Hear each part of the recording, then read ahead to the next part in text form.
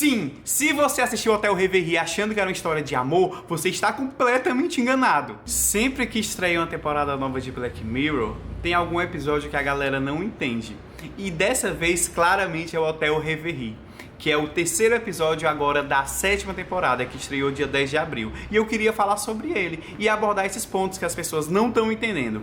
Sim, se você assistiu Hotel Reverie achando que era uma história de amor, você está completamente enganado. Obviamente, você precisa assistir o episódio, né? Porque para entender o que a gente vai discutir aqui, eu não vou fazer uma crítica, não é uma avaliação técnica, nem uma crítica de cinema. Vou apenas comentar a história para falar sobre o que ela conta. De maneira bem resumida, conta a história da Brandy, que é uma atriz que é convidada para fazer um remake tecnológico de um filme clássico chamado Hotel Reverie. Filme este que era protagonizado, a protagonista feminina, pela Dorothy. E a Dorothy interagia com outro ator, né? Eles tinham um romance lá, um romance tórrido, como aqueles filmes clássicos, né, gente? E a Brandy, ao saber que está sendo feito esse remake, ela se interessa.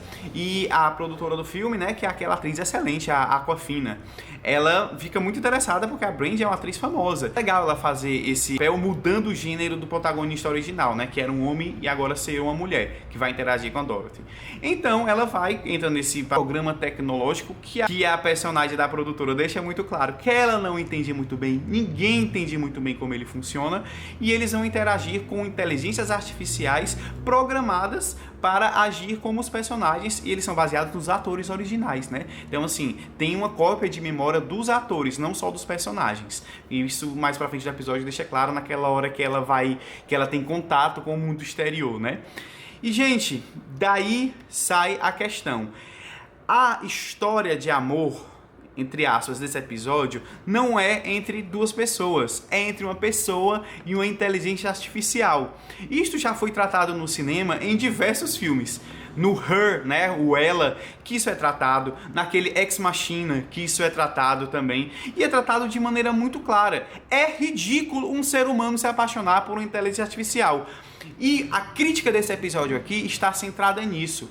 Por que um ser humano, tendo sua vida real, se apaixona por uma inteligência artificial? Eu vou evocar o pensador tcheco-brasileiro Wilhelm Flusser e seu conceito de caixa preta. A caixa preta, segundo Flusser, é um dispositivo onde o usuário interage para conseguir um resultado necessário. O Flusser falava de fotografia especificamente, mas quando a gente fala de tecnologia, algoritmos cabem nesse mesmo conceito.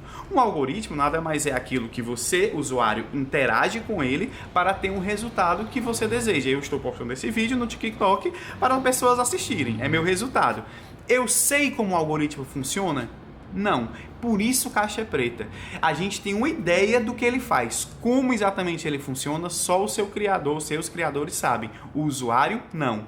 E essa é a questão. A Brandy não sabe como funciona aquele algoritmo.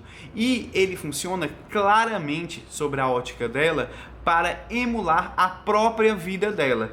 Quando ela enxerga uma pessoa solitária e triste, não é a Dorothy real que é a pessoa solitária e triste. É aquela emulação dela. E a Brandy enxerga isso porque ela é assim.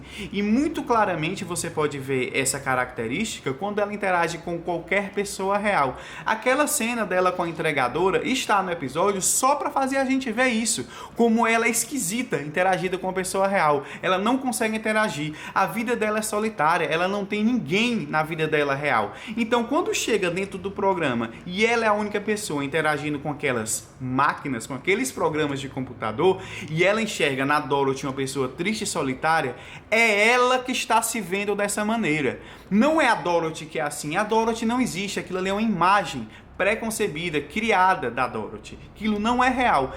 Então o episódio termina nesse tom que muita gente interpretou como se fosse uma coisa extremamente fofinho, elas vão continuar se falando pelo telefone. A Brandy tem uma vida extremamente vazia, depressiva, a ponto dela precisar interagir com uma máquina. A Dorothy não tem sentimentos. Isso é muito claro, isso é óbvio. Isso pode... E é curioso porque quando a gente vê nos filmes que eu citei aqui, no Her e no Ex Machina, deixa-se muito claro, o ser humano é patético por querer interagir com uma máquina, por precisar interagir com a máquina. A máquina, ela é uma máquina, ela faz o que é programada para ela fazer. certo? E essa é a questão. No fim das contas, a Brandy é uma pessoa solitária, triste, como ela enxerga a Dorothy, como a gente enxerga a Dorothy. Mas ela que é triste. E disso se trata o Espelho Negro, o Black Mirror, que vai refletir a parte mais triste da gente nessa interação com a tecnologia. E é por isso que eu amo essa série. Eu sempre uso a série nas minhas aulas, eu sou professor, além de artes, de cultura e cidadania digital, e Black Mirror é excelente para abordar esses conceitos da nossa interação com a tecnologia. Este é só mais um episódio que isso acontece. Tem outros episódios que a galera interpreta de um jeito, e se você reparar bem, tem outro significado por trás. Eu cito o San Junipero, o Hang the DJ e o Crocodilo, que nesse quesito é meu preferido. Por que aquele episódio é daquele jeito? Se alguém se interessar mais pra frente, eu cubro esses episódios também, tratando por que as pessoas não entendem ou não enxergam do que o episódio trata. E vale lembrar, mais uma vez, Black Mirror não tem final feliz. É disso que se trata a série. É deprimente a gente estar achando que uma relação entre uma máquina e um ser humano é algo bonito de se ver. Isso, coincidentemente, é muito Black Mirror, meu!